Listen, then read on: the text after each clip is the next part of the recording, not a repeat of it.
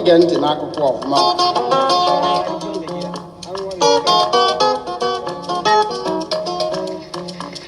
ị ga-anụ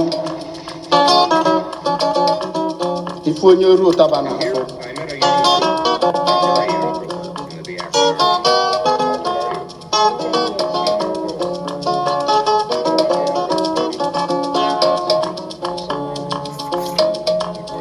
akwa ebube akwa ebube akwa ebube akwa ebube kedu ife mmelụ mmadụ eji akpọlụ m n'ọnụ kedu ife mmelụ mmadụ eji akpọlụ m n'ọnụ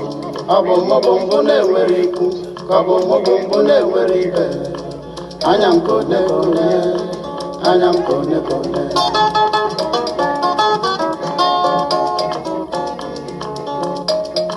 kedu ife mmelụ mmadụ eji akpọlụ m n'ọnụ kedu ife mmelụ mmadụ eji akpọlụ m n'ọnụ ọ bụ mmụbụ mbụ na-enwere ikwu ka ọ bụ mmụbụ mbụ na-enwere ibe anya m ka one ka one anya m ka one ka one ogbenye dịbụ mgbadị ayo ayo ayo ayo ayo ayo ayo ayo ayo ayo ayo ayo akwa ebube bụ onye na-agba nta n'elu ayo oge a ka ndị baba ji ndị nya ayo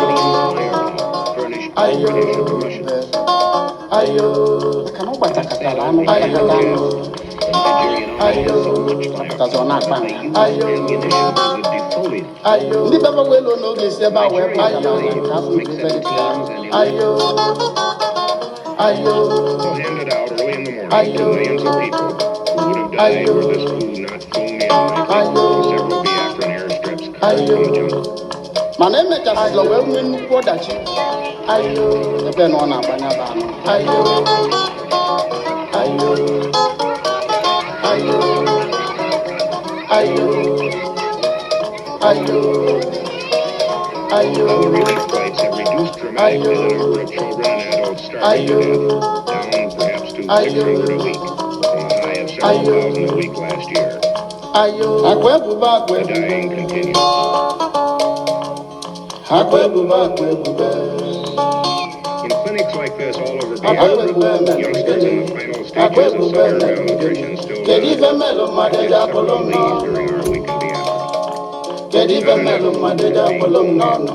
ọ bụ mmụbụ mbụ na-enwere ikwu ka ọ bụ mmụbụ mbụ na-enwere ibe anya m ka one ka one This anya m bush ka one clinic ka is run one by Father Kevin Dye. kedu ife mmelụ mmadụ eji akpọlụ m n'ọnụ